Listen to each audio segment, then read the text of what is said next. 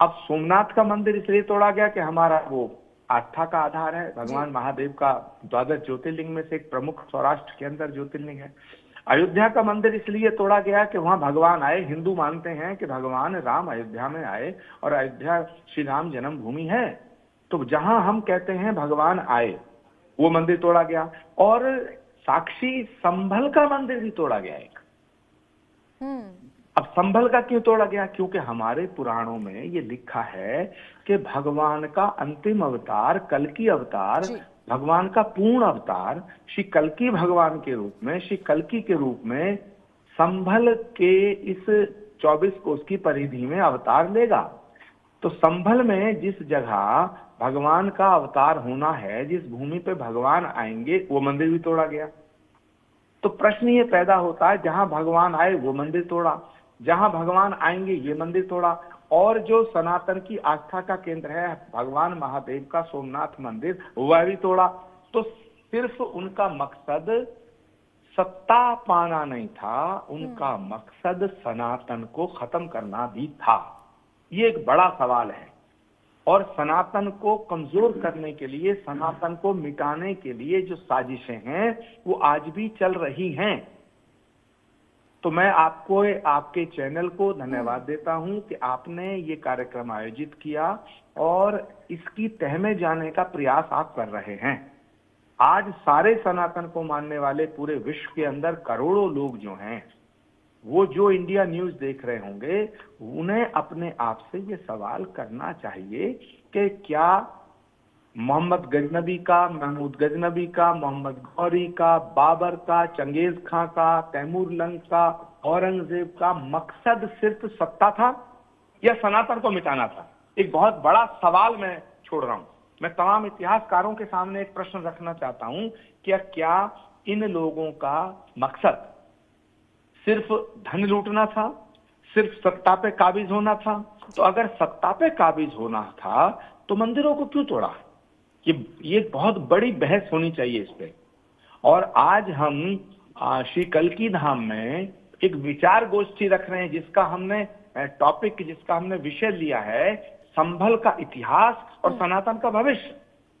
यानी कि संभल को भी उजाड़ा गया, सोमनाथ को उजाड़ा गया, अयोध्या को उजाड़ा गया, काशी मथुरा उजाड़े गए। तो ये हिंदुओं की भावनाओं को रौंदने का विषय है, ये हिंदुओं की आस्था को खंड खंड करने का विषय है। निश्चित तौर पर संभल एक बहुत महत्वपूर्ण भूमिका रखता है हिंदू सनातन धर्म में एक आचार्य जी। लेकिन कुछ बात है ना कि हस्ती मिट्टी नहीं है हमारी, 1000 साल उसी का एग्जाम्पल भी है। क्योंकि देखिए, केवल एक बार हमला नहीं हुआ, एक बार प्रहार नहीं हुआ है सोमनाथ मंदिर पर, बल्कि कई बार प्रहार किया गया है और कितने लोगों ने प्रहार किया, लेकिन हर बार उसी तेज गति से ये मंदिर उठ खड़ा हुआ है।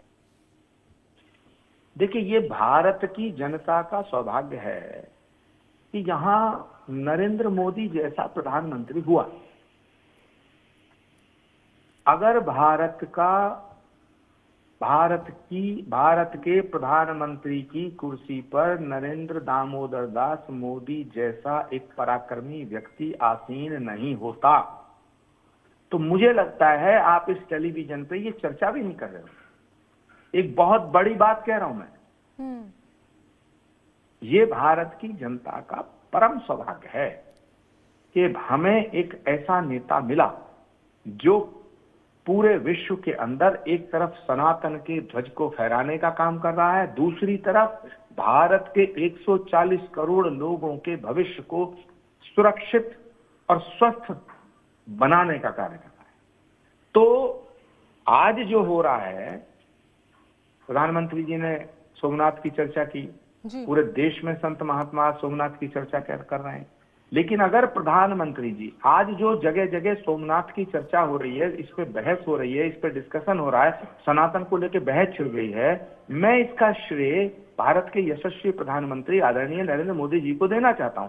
अगर प्रधानमंत्री जी सोमनाथ का जिक्र ना करते तो इस देश के करोड़ों लोग सोमनाथ पे चर्चा नहीं करते। आज ठीक है, सोमनाथ मंदिर को कैसे तोड़ा गया, क्यों तोड़ा गया, आज 1000 साल पूरा हो रहा, ये सब चर्चा नहीं होती। इस सब चर्चा के पीछे प्रधानमंत्री का दर्शन है।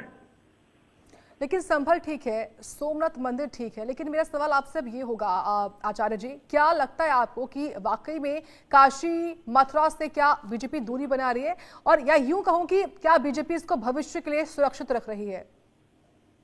देखिए, बीजेपी क्यों कर रही है, क्या कर रही है, कैसे कर रही है, कब कर रही है, इसका उत्तर तो बीजेपी के नेताओं को देना है, मुझे नहीं देना।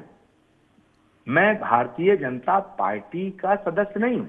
लेकिन सवाल मैंने इसलिए पूछा आपसे, अयोध्या में जिस तेजी के साथ मंदिर बना, क्या वही तेजी आपको लगता है या फिर आप चाहते हैं कि काशी और मथुरा में होनी चाहिए?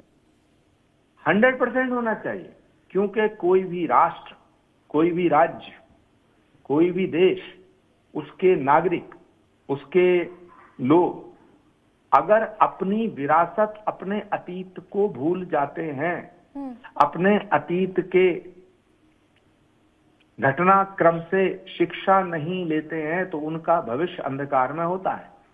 जो गलतियां हुई हैं, उन गलतियों को सुधारने का मौका है। इसीलिए काशी, मथुरा, अयोध्या की तरह हमारी श्रद्धा और आस्था के केंद्र हैं। संभल हमारे भविष्य, सनातन के भविष्य का केंद्र है, क्योंकि हमारे सनातन का अंतिम अवतार, सनातन का अंतिम अवतार, इस सृष्टि का अंतिम अवतार एक बार संभल की धरती पे